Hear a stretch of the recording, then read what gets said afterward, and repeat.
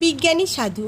যে দুধের কথা কেবল শুনেছে সে অজ্ঞান, যে দুধ দেখেছে তার জ্ঞান, আর যে দুধ খেয়েছে সে বিজ্ঞানী।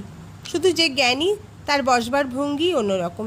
সে গোঁফে চারা দিয়ে বসে, লোকে দেখলে ডেকে শুধোয়, তোমার কিছু জানবার আছে? আচ্ছা তো বসো, শোনো।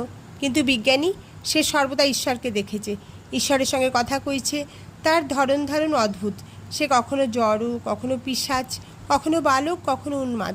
বেশ আছে, হঠাৎ সমাধিস্থ হয়ে অসার অস্পন্দ হয়ে গেল। তাই জড়, জগৎ ব্রহ্মময় দেখছে। তাই সূচি অসুচি, মেধ্য অমেধ্য জ্ঞান নেই। এমন যে ভাত আর ডাল, তাও অনেক দিন রাখলে বিষ্ঠার মতো হয়ে যায়। তাই খাদ্যে আর ত্যাজ্যে সমান ব্রহ্মস্বাদ। তাই আবার পিশাচ, তার রকম সকম সাধারণের সাদা চোখে স্বাভাবিক নয়। তাই সে পাগল, সে যে খাপ খোলা তলোয়ার, তাই সে খাপ ছাড়া। আবার পর মুহূর্তেই সে বালকের মতো, কোনো পাপ নেই, লজ্জা ঘৃণা নেই, ছলাকলার ধার ধারে না। একেবারে সহজ অবস্থা, সহজ অবস্থাই সিদ্ধ অবস্থা। আরও অনেক সব উত্তর দিল গদাধর। এটা হয়, ওটা হয়, এটা দেখি, ওটা দেখি, এই ধরনের উত্তর। নিজে কিছুই জানে না, যার খোঁজ তার খবর নেই।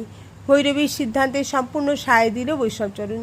শুধু তাই নয়, অন্যান্য অবতারের শাস্ত্রোক্ত যত লক্ষণ দেখা দিয়েছে তার চেয়ে অনেক বেশি, প্রায় সমস্তগুলিই বিকশিত। যে পরমা ভক্তির ফল মহাভাব, তা গদাধরের সবিশেষ দেদীপ্যমান। সন্দেহ নেই, গদাধর ঈশ্বরের প্রেত মূর্তি।